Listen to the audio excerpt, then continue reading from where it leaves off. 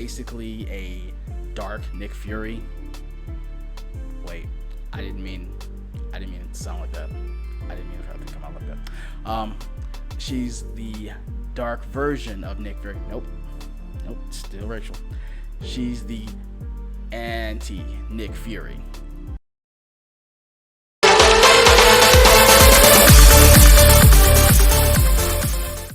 Welcome everyone to another episode of A World of Chaos. I'm going to be giving you my thoughts on the new Marvel film Black Widow.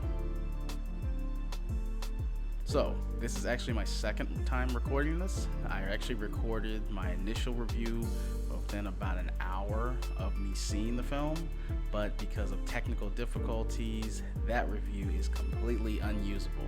The audio is 100% trash.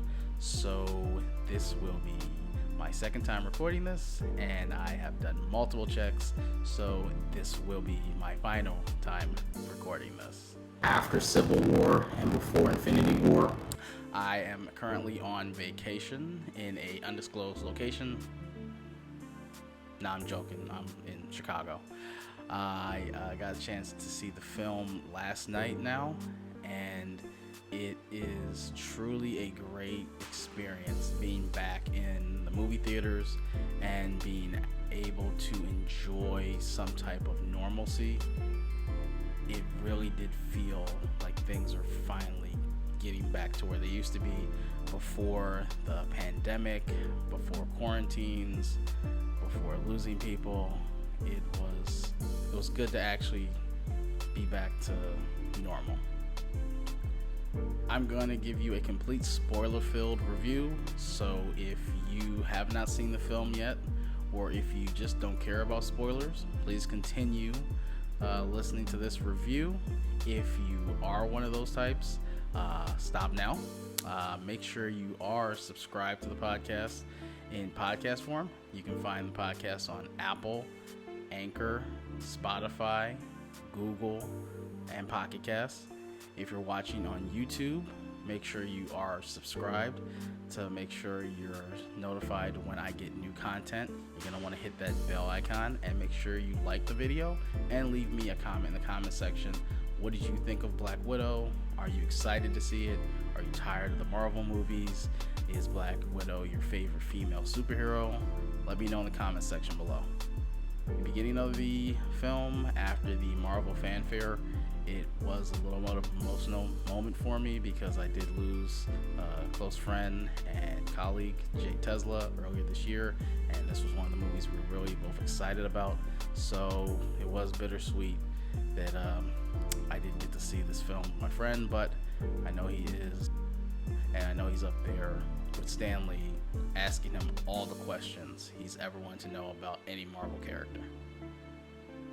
Unlike my contemporary Zero, I'm not going to give you a breakdown of the film scene by scene, plot beat by plot beat. I am going to give you a few things I liked and a few things I didn't like about the film. I am going to talk about both post-credit scenes and where I think this is going to lead us in the future of the Marvel Cinematic Universe. I think this is one of the best casts outside of a main Avengers film that we've had in the film. I think this has given us some of the best acting in a Marvel film that we've had in a very long time, and I was really pleasantly surprised at how much I enjoyed watching these characters. The beginning of the film starts in 1995, and it starts with Natasha and Helena and her parents on a covert mission. If you're a fan of the TV show The Americans, it will seem very familiar to you to have Russian sleeper agents in America. It's very Cold War feeling, even though it is the mid-90s. I actually think that this is one of the better opening scenes in a Marvel film. I would say the first 10 minutes of this film, where it takes place all in a flashback in 1995, could almost be a short film. And it does a good job letting us know why Natasha is the way she is. It is one of the more emotional moments because you see that even though these were agents on a mission, they did come together and grow as a family. because they were together for 3 years. So for Natasha and for Elena, these are the only parents they've ever really known. It was a very great intro scene. The main plot of the film is the Black Widow program. The one that created Black Widow is almost another version of the Winter Soldier program, but this one is using females, and it used for Black Widow's part of the program extensive psychological reprogramming. Now they have gone to chemical biological programming, to where they can control the breathing of a widow, they can control whether they live or die, and get immediate notification of their vital signs, and with just a couple keystrokes can kill them if they want. It was good to see them add this in. It was interesting to see that everything that we saw previously and know about Natasha's past is only a tip of the iceberg, that there is an extensive elite group of assassins out there at a moment's notice ready to topple regimes, to create wars, to create chaos, and primarily they are all in the background, and they're even off of S.H.I.E.L.D.'s radar. Throughout the film, you see Natasha is on a redemption arc, because this film does take place, the after credit scene of Captain America's Civil War actually has not happened yet. So Steve has not broken into the Raft prison to free the rest of the Avengers.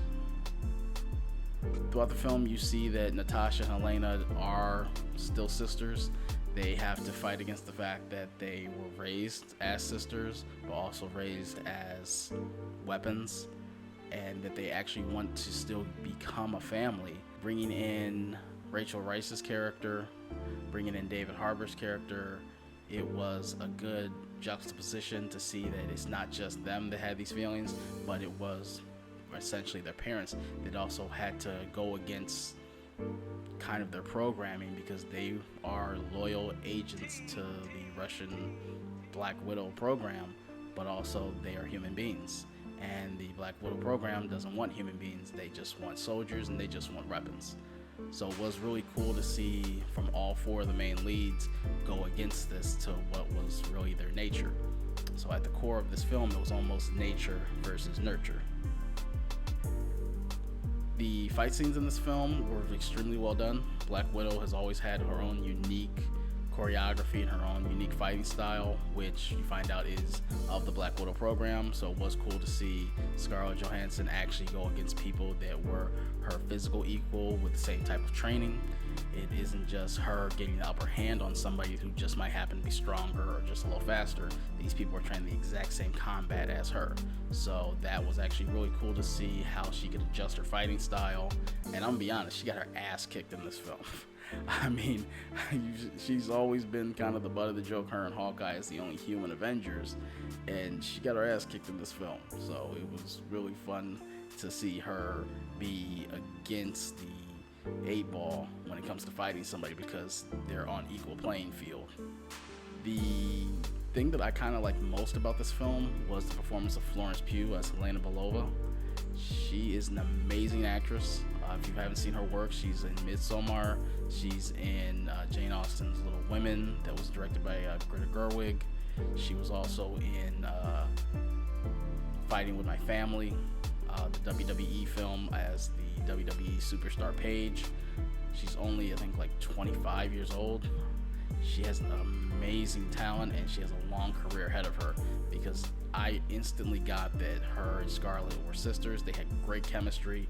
There's a scene with her character and David Harbour's character in the middle part of the film where they're going over family turmoil, and it really felt like a father-daughter conversation and a father-daughter relationship.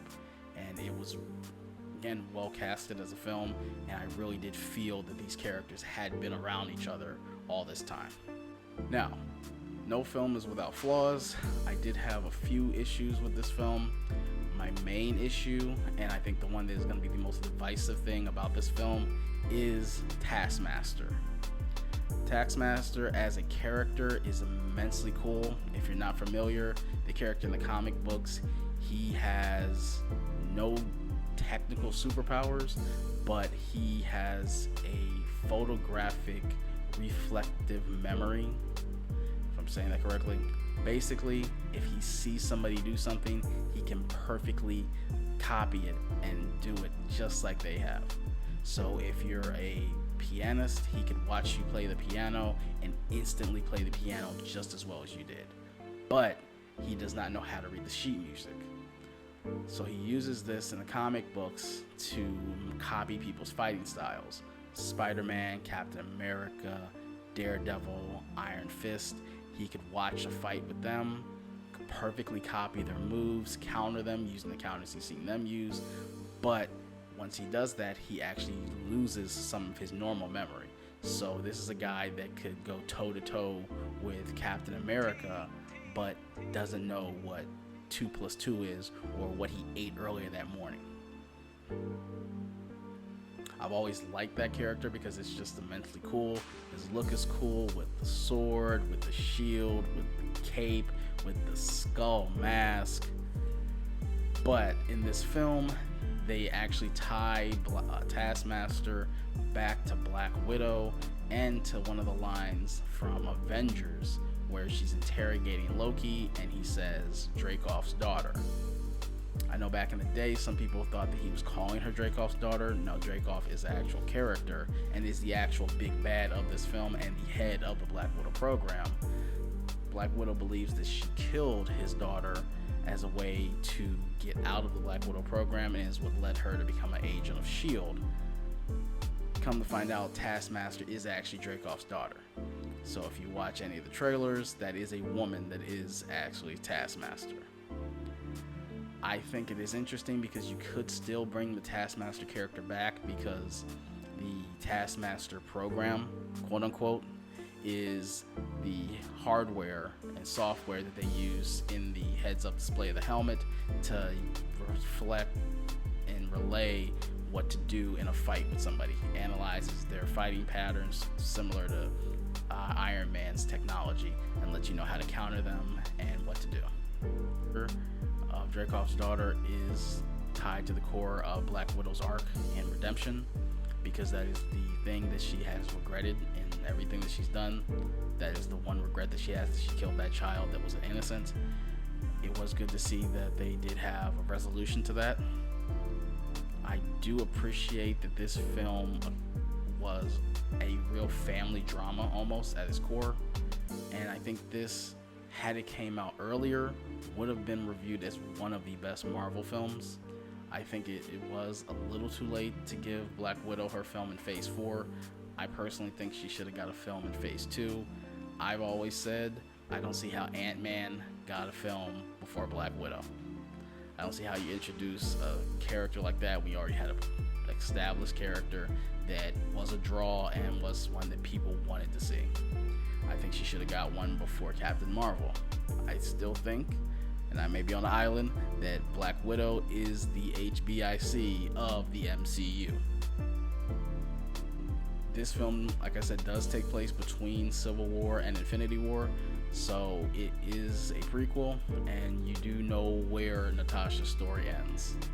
If you've seen Avengers Endgame, you know what I'm talking about. If you haven't, you're going to want to watch that.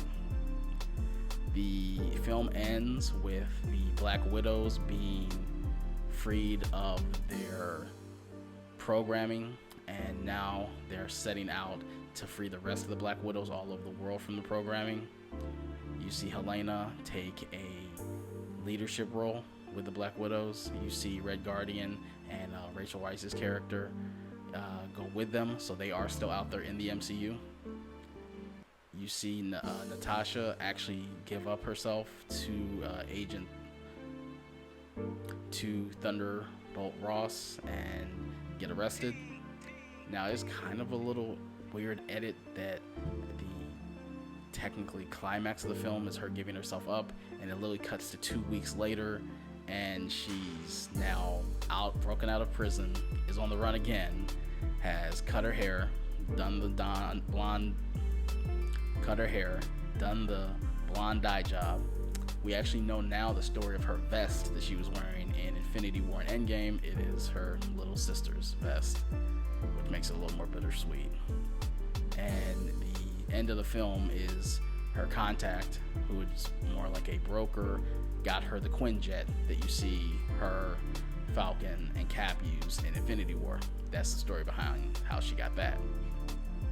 Me personally, I would have loved to have seen Steve arrive or Falcon arrive, and that's the reason they got it. I would have loved to have seen that cameo in there, but we actually know now that it's because of this Quinjet that's how Cap was able to break into the Raft prison. And the actual end credit scene, and yes, we're back to old school Marvel, stay until the absolute end of the credits. You see Helena visiting Natasha's grave. This takes place after Avengers Endgame, and you see what would actually have been the introduction of Julia Louis-Dreyfus's character as Contessa Valena, Madam Hydra, as character. Now, if you're watching things right now in July of 2021, you've already seen this character in Falcon and the Winter Soldier, but this was actually her original introduction. And she's basically a dark Nick Fury.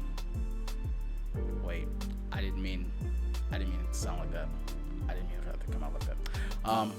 She's the dark version of Nick Fury. Nope, still Rachel. She's the anti-Nick Fury, to where she is actually recruiting a team to be the Thunderbolts. If you're familiar with the comics, it is the team of Dark Avengers headed up by Red Hulk, Thunderbolt Ross.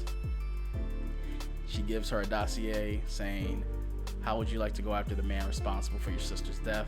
She opens it up, and it's a photo of Clint Barton, Hawkeye. So this is most likely going to lead into the Disney Plus series Hawkeye, coming out later this year. And this will probably be one of the main central plots, is Helena going after Clint, thinking that he is responsible for Natasha's death. Well, that's my review. What did you think? Are you excited to see Black Widow? Have you seen Black Widow? Are you going to see Black Widow? And do you want to see where this story continues in the Disney Plus series? Thank you for joining me. Nerd responsibly.